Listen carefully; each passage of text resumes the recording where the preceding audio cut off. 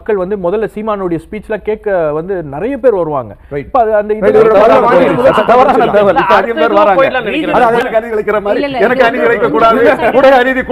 இவருக்கும் வணக்கம். நான் முன்னாடி போட்டிருக்க வீடியோ வந்து பார்த்துருப்பீங்க. ஊடகத்துறையில சபீர் அப்படிங்கிற ஒரு பத்திரிகையாளர் வந்து இருக்காருங்க. இவன்லாம் எதுக்குடா பத்திரிகையாளர் இருக்கான் அப்படிங்கிற அளவுக்கு நம்ம வந்து கேட்க வேண்டிய இருக்குது.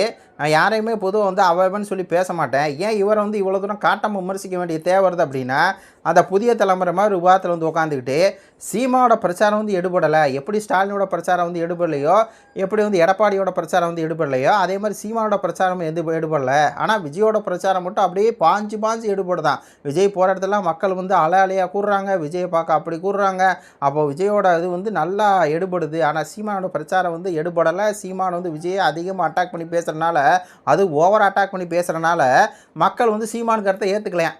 என்னென்ன சொல்கிறான் பாருங்கள். இதில் அந்த ஒரு லைன் அன்லைன் பண்ணி பாருங்கள். ஆனால் சீமானவர்கள் இந்த விஜய் அப்படிங்கிற தற்கொலையை அதிகபட்சம் விமர்சிக்கவே இல்லை.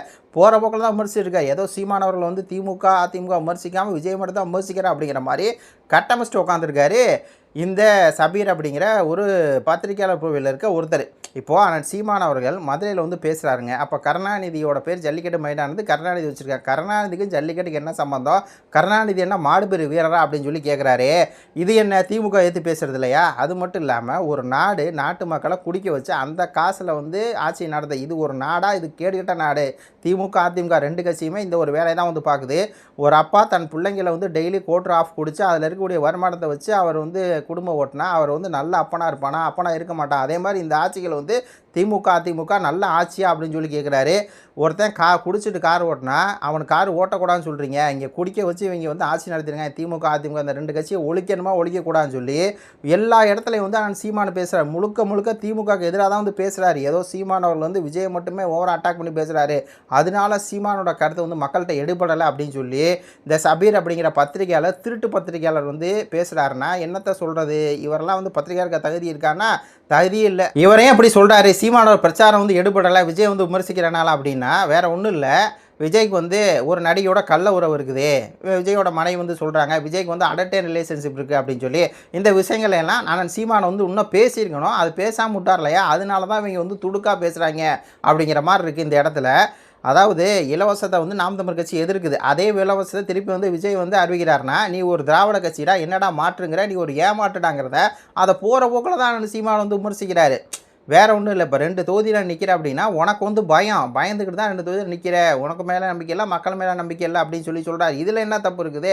அதே மாதிரி திமுகவுக்கு உனக்கும் தான் போட்டிங்கிற, ஆனால் நீ வந்து ஸ்டாலின் நிற்கிற குளத்தூர் தொகுதியோ உதயநிதி ஸ்டாலின் நிற்கிற திருநெல்வேலிக்கு நீ அந்த தொகுதிக்கே வந்து போக கிடையாது, நீ நேராக காரைக்குடி தான் வர அப்படின்னா உன்னோட எதிரியாக நீ வந்து யாரை பார்க்குற அப்படின்னு சொல்லி விஜயோடைய பித்தலாட்டம், விஜயோட போலியான அரசியல் தான் அண்ணன் சீமான் அவர்கள் வச்சு செய்கிறார். மற்றபடி அண்ணன் சீமான் முழுக்க திமுக அதிமுக தான் விமர்சிச்சுட்டு இருக்காரு. சரி, அந்த சண்டை வந்து எப்படி ஆரம்பிக்குது, எதனால ஆர்டி வந்து கோபுறாரு அப்படின்னா, இந்த பத்திரிகையாளர் சபீர் வந்து சொல்கிறாரு சீமான ஒரு பேச்சை கேட்க இப்போல்லாம் மக்கள் வந்து வர்றதில்ல, கூட்டம் வந்து கூடுறதில்ல அப்படின்னு சொல்லி. இந்த ஆள் ஏதோ வந்து அண்ணன் சீமான் கூட்டத்தை பார்த்தானா இல்லை பார்க்கலையா அப்படின்னு சொல்லி தெரில. எவ்வளோ கூட்டம் வருது மக்களே.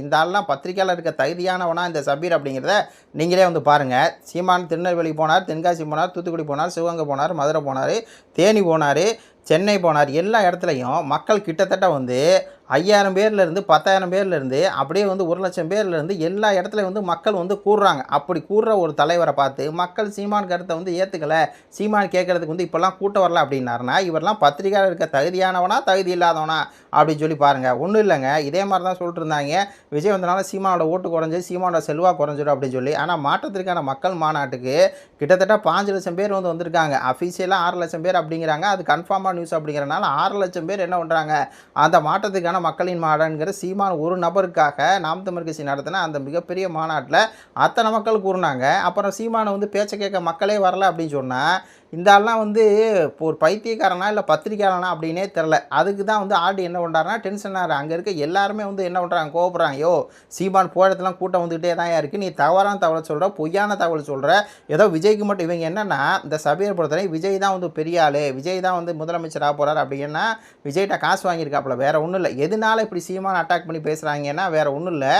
இவங்க விஜய்கிட்ட வந்து காசை வாங்கியிருக்காங்க. சீமான் என்ன பண்ணுறாருன்னா ஒரு நாளைக்கு 10 ப்ரெஸ் மீட் வந்து கொடுக்குறாரு. அதே மாதிரி 10 கூட்டத்தில் வந்து பேசுகிறாரு. வாகன பொறுப்பாக 10 பண்ணுறாரு. ஒரு நாளைக்கு வந்து கிட்டத்தட்ட வந்து 200 300 கிலோமீட்டர் போகிறாரு. ஒரு நாளைக்கு எப்படி 5 மணி நேரம் வந்து பேசுகிறாருல. இதே மாதிரி விஜய் பண்ணானா விஜய் நடிகை அப்படிங்கிற பின்பமே போய் விஜய் வந்து ஒருத்தன் கூட சீண்ட மாட்டான். விஜய் வந்து உளறல் பேச்சு ஒரு 10 நிமிஷத்துக்கு மேலே அவனால் பேச முடியாது. அந்த உளறல் மண்ணை வந்து பிரச்சாரம் பண்ணி கிழிச்சிடுவாரா. 10 நிமிஷத்துக்கு மேலே பேச முடியாது. அவர் தொடர்ந்து அண்ணன் சீமான் மாதிரி இவ்வளோ நேரம் பேசி இவ்வளோ நேரம் ட்ராவல் பண்ணிட்டு தானே வச்சுங்களேன், விஜய் வந்து ஒட்டுமொத்த பின்பமும் ஒழிஞ்சு வீணாக போயிடும். அதனால தான் டெய்லி பிரச்சனை வராமல் ஒரு நாள் விட்டு 2 நாள் விட்டு வர்றது. ஏன்னா விஜயோடைய முகம் வந்து அப்படியே அவர் முகத்தை பக்கம் தான் வர்றாங்க, அந்த முகத்தை பார்த்தா நடிகை அப்படின்ட்டு கூறுறாங்க. அவ்வளோதான் முடிஞ்சு. அப்போ சீமானுடைய அந்த ஒரு மக்கள் கூட்டத்தையும் விஜய் எடுக்கக்கூடிய அந்த ரசிக கூட்டத்தையும் வந்து ஒப்பிடவே கூடாது. ஒப்பிடுறதே தப்பு. ஆனால் இந்த சபீர் அப்படிங்கிறது ஒப்பிட்டது மட்டும் இல்லாமல் சீமானுக்கு வந்து கூட்டம் வரலை அப்படிங்கிறாரு. இவரெல்லாம் என்ன சொல்ல அப்படிங்கிற மாதிரி தான் இருக்குது. அந்த நேரத்தில் என்னென்னா இந்த ஆள் பேச உள்ள ஆர்டி வந்து சொல்ல வர தவறான தகவல் நான் சொல்ல வரேன் அப்படின்னு சொல்கிறாரு. சொல்ல விடலை. அந்த சபீர் வந்து கிறுக்குத்தனமாக பேசிக்கிட்டே இருக்காப்புல. உடனே ஒரு கட்டத்துக்கு மேலே எனக்கும் வந்து அநீதி நடக்குது, சீமானுக்கு அநீதி நடக்குது, ஊடகத்தில் வந்து புறக்கணிப்பு நடக்குதுன்னு சொல்லி ஆர்டி வந்து கத்த ஆரம்பிச்சிட்டாப்புல. புரியுதுங்களா? இந்த விஜய் அப்படிங்கிற மெயினாக என்னென்னா எல்லா ஊடகத்திலும் காசை வந்து இறச்சி விட்ருக்காங்க. நான் சாட்டை சொன்னார் பார்த்தீங்களா. இப்போ விஜய் அந்த தமிழக வெற்றிக்கிழமை யூடியூப் சேனல் இருக்குல்ல, அதிலிருந்து தான் லிங்க் பண்ணி எல்லா சேனலும் வந்து என்ன பண்ணுறாங்க, லிங்க் எடுத்து புதிய தலைமுறையாக இருக்கட்டும், பாலிமராக இருக்கட்டும், அதே மாதிரி நியூஸ் தமிழாக இருக்கட்டும், எல்லா சேனலும் லிங்க் எடுத்து தான் போடுறாங்க. அவங்க கேமராவில் வச்சு எடுக்கிறது இல்லை. ஏன்னா அந்த லிங்க்கை கொடுத்துட்டு 20-30 லட்ச ரூபா வந்து இங்கே கொடுத்துட்றது, பணத்தை கட்டிடுறது ஒரு சேனலுக்கும். அதன் மூலியமாக தான் லிங்க் போயிட்டுருக்கு. இப்போ டேரெக்டாக ஒரு சேனல் போய் புதிய தலைமுறை சேனல் போய் விஜய் பேசுகிறத எடுக்கிறாங்கன்னா விஜயுடைய பித்தராட்டத்தை பூரா இது பண்ணிடுவாங்க. விஜய் வந்து கூட்டம் வருதா வரலையா அப்படிங்கிறது தெரிஞ்சிடும். அப்போ விஜய் மட்டுமே அவருடைய கேமராவில் மட்டுமே என்ன பண்ணுறாரு, எடுக்கிறாரு. அவர் வந்து கூட்டம் அதிகமாக இருக்க மாதிரி ஃபோக்கஸ் பண்ணி எடுப்பார். மற்ற யாருக்குமே அனுமதி இல்லை, மற்ற எந்த ஊடகத்துக்கும் வேணும் இல்லை. ஆனால் காசு கொடுத்தோம் நீங்கள் வந்து வர தேவையில்லை, நாங்கள் லிங்க் கொடுத்தோம் நீங்கள் வந்து போட்டுங்கன்னு சொல்லி இந்த மாதிரி திருட்டு வேலை பண்ணி கூட்டத்தை கூட்டிகிட்டு உட்காந்துருக்காரு இந்த விஜய் அப்படிங்கிற தற்குறி. அதில் இந்த ஆள் வந்து சொன்னால் பார்த்தீங்களா, விஜய் வந்து சீமான் வந்து விஜய் எதிர்க்கனால விஜய் வந்து கருத்து இதாக போகணும். அது போய் ஆர்டி வந்து ஒரு முக்கியமான தகவல் வந்து சொன்னார். இது எவ்வளோ முக்கியமான தகவல் அப்படின்னு சொல்லி நாம் தமிழர் கட்சிக்காரங்க இந்த வீடியோவை அதிகமாக பரப்புங்க. என்னென்னா இப்போ சீமானவர் 2016 காலகட்டத்தில் முதல்ல தேர்தல் ரசிகருக்கு வர்றாரு. ஆனால் இப்போ 1% தான் எடுக்கிறார். என்ன காரணம்னா ஏற்கனவே திமுக வேண்டாம் அதிமுக வேண்டாம் அப்படிங்கும்போது சீமான் அவர்களை மக்கள் மாற்றாக ஏற்றுக்கிட்டாங்களான்னா ஏற்றுக்கலை. அது வந்து முக்கியமான விஷயம். அப்போ வந்து பழைய சத்தியாக இருக்கக்கூடிய விஜயகாந்தை சீமானால் வீழ்த்த முடியல, பாமக வீழ்த்த முடியல. அதுக்கப்புறம் கமல் அப்படிங்கிற ஒருத்தர் வர்றாரு. கமலை நாம் தமிழர் கட்சி எடுத்து அடிக்க உள்ள சீமான் வளர்றாரு 4%. ஆடி வந்து சொல்கிறது பாருங்கள் எவ்வளோ தூரம் உண்மை அப்படின்னு சொல்லி புதிய சக்தியான கமல் அடித்தோடனே சீமான் அவர்களுக்கு வளர்ச்சி வருது. அதே மாதிரி புதிய சக்தியான டிடிவி தினகரன் அடித்தோடனே வர்றாரு, அவரை வந்து நம்ம ஏற்றி பேசுகிறோம். அப்புறம் திருப்பி சீமான் வந்து வளர்றாரு. அதே மாதிரி தான் 2024 காலகட்டத்தில் அண்ணாமலை வர்றாரு, நாம் தமிழர் கட்சி 8.2 வருது. அப்போ தொடர்ந்து புதிய சக்திகளை சீமான் வந்து அட்டாக் பண்ணுற ஸ்ட்ராட்டஜி வந்து ஒரு சரியான ஸ்ட்ராட்டஜி தான். அதே ஸ்ட்ராட்டஜியில் தான் விஜய் அப்படிங்கிறவர் புதிய சக்திங்கிறாரு. அவர் வந்து ஒரு ஏமாற்றுக்காரன், பித்ராட்டக்காரன். அவர் வந்து இந்த மாதிரி திருப்பி திமுக கொண்டு என்ன இலவசம் கொடுத்து மக்களை ஏமாற்றுதோ அதே மாதிரி தான் ஏமாற்றிட்டு உட்காந்துருக்காரு. அப்படியே விஜய் வந்து ஏமாற்றிட்டு இருக்காரு. அது மட்டும் இல்லாமல் திராவிட அரசியலை கொண்டு வராரு. தமிழ் தேசியம் ஒரு கண்ணு, திராவிட ஒரு கண்ணுங்கிறாரு. நீங்கள் வந்து இந்த பக்கம் இல்லை அந்த பக்கம் நடுவில் செத்துறாத அப்படின்னு சொல்லி. ஆனால் சீமான் பேசுறது காரணம் என்னென்னா அவர் அப்படி பேசினா தான் பொலிட்டிக்கல் மைலேஜ் கிடைக்கும். சீமான் சரியான அரசியல் தான் பண்ணிருக்காரு. விஜய் வந்து போட்டு பொழக்கணும், இன்னும் போட்டு பொழக்கணும். ஏதோ சாட்டாய் துறை மட்டும் இருமான காலத்தில் எங்களை மாதிரி ஆட்கள் பண்ணிருக்கோம். ஆனால் சீமானும் போட்டு பொழந்துருந்தானா வேறு லெவலில் இருந்துருக்கும். 2வது வளர்ச்சியே நாம் தமிழர் கட்சிக்கு இந்த மாதிரி புதிய சதிகளை போட்டு பொழக்க தான் மக்களுக்கு என்ன வரும், இவன் பரவாயில்லடா, இவன் வந்து திருட்டு பயடா, அப்போ நம்ம நாம் தமிழர் கட்சிக்கே நம்ம வந்து ஓட்டு போடும் அப்படிங்கிற பல வித்தைகள் பல வேலைகள் வந்து அந்த சீமான் சரியான ஸ்ட்ராட்டஜி தான் யூஸ் பண்ணுறாரு. அது தெரியாமல் திமுக சீமான் விமர்சனம் பண்ணல, அதிமுக சீமான் சொல்ல விஜய் தான் விமர்சனம் பண்ணுறாருன்னா சீமானை வந்து திமுக விமர்சனம் பண்ணுறாரு, அதிமுக விமர்சனம் பண்ணுறாரு. அதோட சேர்த்து விஜய் அப்படிங்கிற தற்குறியோட அரசியலையும் கிழிச்சு விட்றாரு.